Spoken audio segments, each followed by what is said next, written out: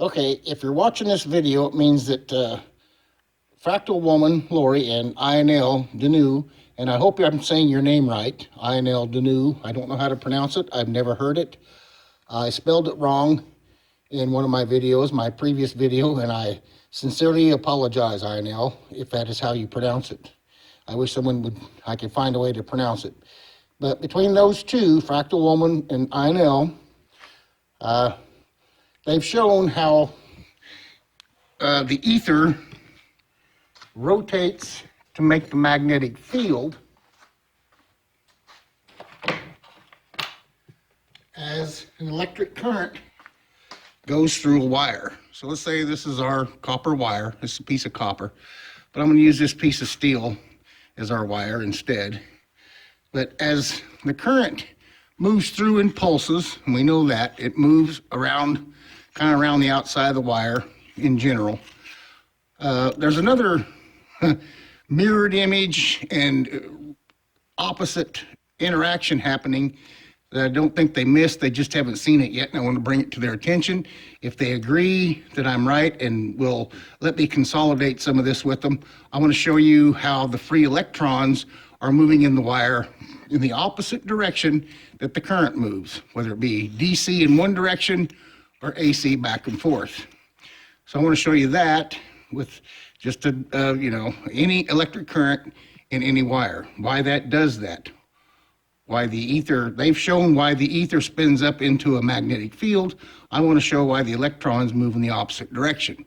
And after that, I want to show you how this, what I propose here and suggest, also works with magnets and coils. So if you get to watch this, it means they've approved it and it's up, and we'll move on. Okay, I'm going to try and use this little demonstrator to kind of show what Fractal Woman and Ionel are showing about the ether magnetic field around a wire. But I want to show the reverse, the mirror image that happens simultaneously. Every story has two sides to it. So what you're looking at, this brown part here is going to represent our wire. It's going to have an electric current in it. So it's way blown up out of proportion, and we've kind of cut it in half or cut a slice of our wire out. We've just kind of cut it. But remember, what I'm showing you here works 360 degrees all the way around the wire. Okay? So the blue is going to represent the ether. I just went with sky blue, like the sky, just the air out here, the ether, the air, whatever, on both sides, all the way around our wire. Never mind these two bolts here. I'll show you what they are in a minute. These two blue wheels are going to represent the ether, what it's doing. And we're just using this little piece right here of our wire to show what's going on. So instead of the copper, imagine our wire is a steel piece. I don't have a piece of copper this diameter. What I'm going to use is this rope with red paint marks in it to show our electric current moving around like this, the outside of our wire. DC goes one direction, whichever way, and then AC is back and forth, okay? This works for either one, in either direction of DC and both directions of AC. So what we've got is our electric current basically stays, like I said before, I believe, kind of on the outside of the wire all the way around, but we're cutting a two-dimensional plane of it here, like a slice, cut our wire in half. So as the current moves in either direction, you'll notice the blue wheels will spin opposite the direction of the current, just like Ionel and Lori from Fractal Woman show. And that is perfectly true. If the current's moving to the right, this is going to spin that way, be like a north. If we're looking at it, it'd be like a south, or north, north looking at us would turn that way. And this one will be like a south, looking that way at the north. So this would be like a south and a north. Perfect sense. What I want to take that farther into is as the current moves along the wire, I don't think it goes into the wire very deep maybe a third of the way, a quarter of the way, just inside the outside electrons. I don't know. I know it skims the outside, and I don't know how deep the current actually gets conducted by the wire itself. Okay, that's for later discussion. But what I want to do with this situation here is I'm going to use these two eye bolts to kind of keep my electric current where I want it, for one thing. And I'm going to feed it through like this.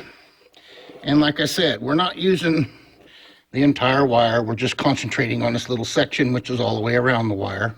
But we've cut it into a two-dimensional plane here. We've cut our wire in half. So, as the current moves, if you notice, watch these two down here. The ether spins, looks like an AC current. The ether spins one way, but the electron in the wire is spinning the opposite. Well, it's spinning the same direction as the ether, but it's on the opposite side. So it's also moving opposite direction of the current, if you see that. And both sides all the way around are doing this. It's a mirror image, if you see that. This is doing the mirror image of that. This is doing the mirror image of that, okay, in direction. So what happens as the ether is spun up in a magnetic field from the current moving, and I'll try and do this kind of DC, inside here are our electrons. You can call them free electrons, or they're going to be the ones that move. So when we get our current, put them on this side, when our current starts moving, these two outer electrons, or however many millions, thousands, billions, when they get caught in the rotation of moving with the current, they're going to move this way, and this one's going to move that way. They're moving opposite each other, but they're going to work like this to the electrons inside the wire. They're going to shoot it that way, and this one will get shot right behind it. So they're going to shoot this way, but our current was moving that way. I hope you see that.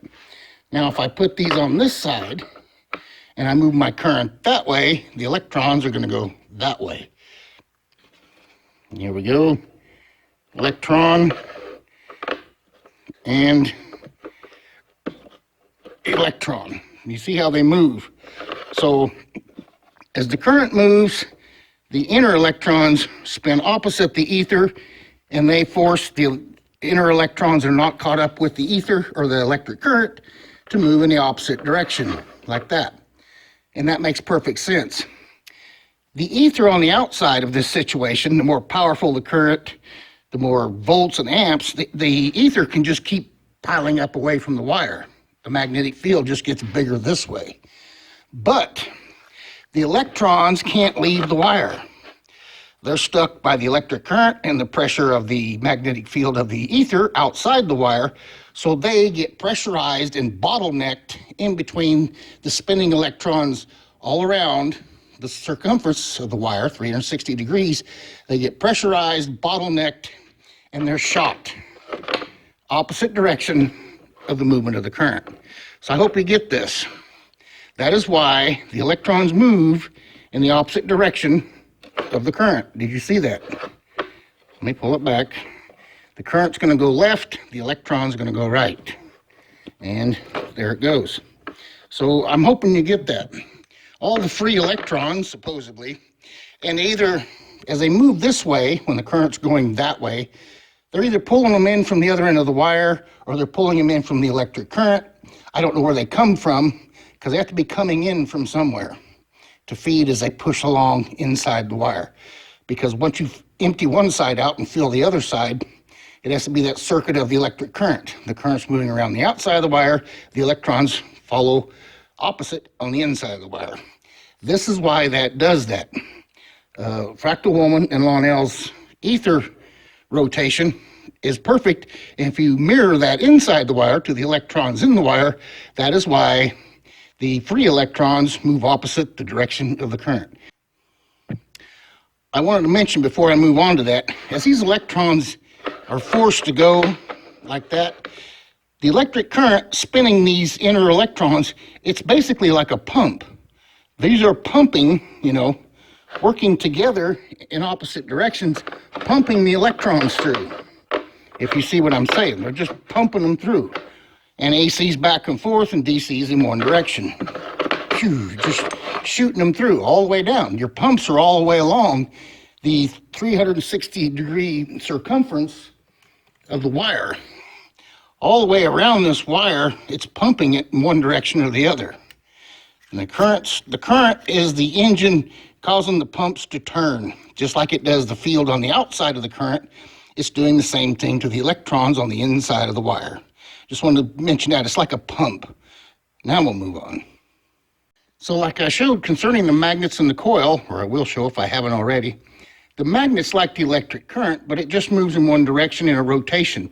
Be like if this was a belt, just moving around this electron, but it's turning it from the outside here, see?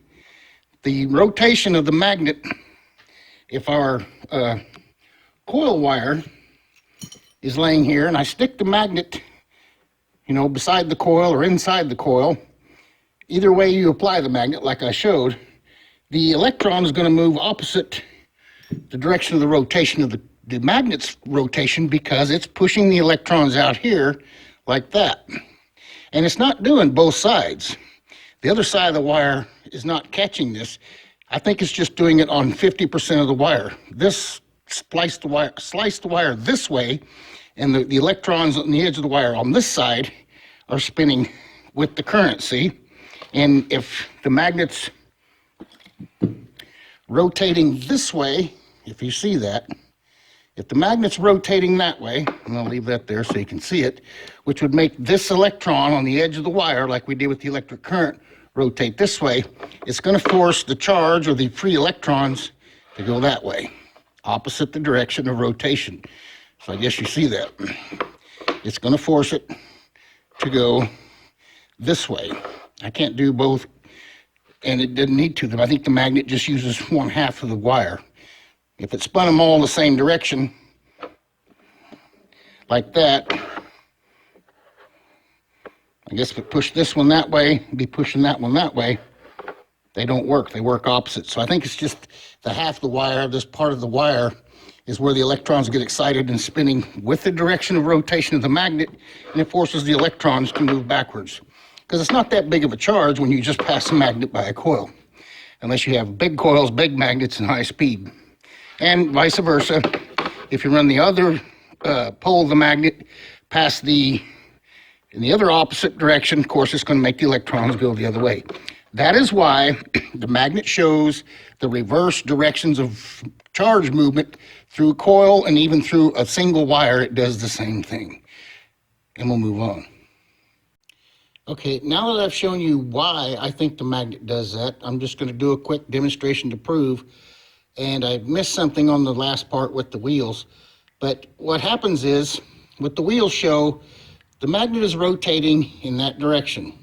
South or north to us, south away from us. It's going in the opposite wind direction of the coil.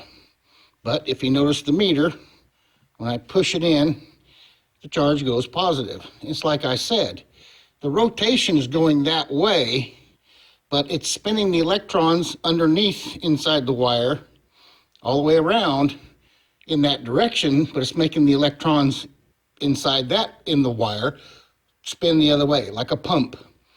I'm spinning the pump that way, but the electrons in the wire are forcing the electrons that way.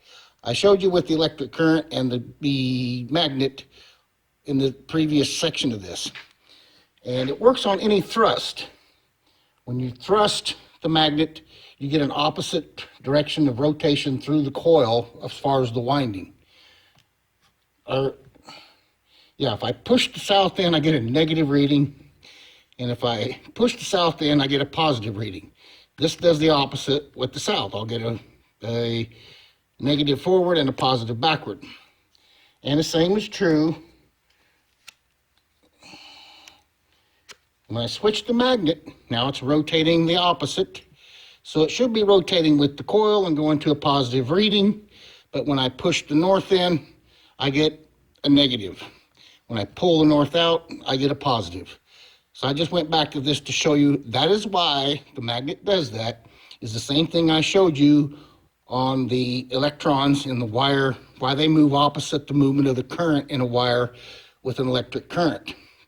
The electrons on the edge of the wire, or the engine, whether the engine be a magnet or the engine be the electric current, causes the electrons right next to the engine, which is outside the wire, to spin with the current, but the electrons inside that are forced to go the opposite direction. It's like a pump.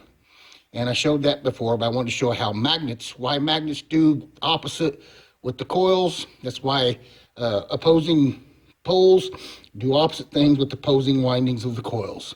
Now, when you pull the magnet out, I think when the rotation is leaving, the dielectric slows down and forces it to go back.